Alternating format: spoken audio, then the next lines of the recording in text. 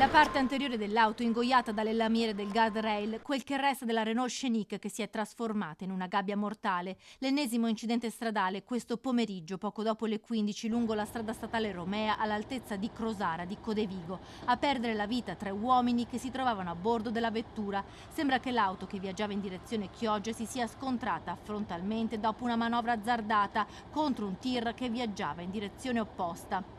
L'impatto è stato talmente violento che la macchina è stata sbalzata contro il guardrail. A bordo c'erano 3 uomini di 67, 66 e 52 anni. I 2 sessantenni residenti in provincia di Ferrara sono morti sul colpo, mentre il 52enne è stato trasportato con l'elicottero in ospedale a Padova. Le sue condizioni però erano parse fin da subito disperate ed è deceduto poco dopo. Ferito leggermente il conducente del mezzo pesante.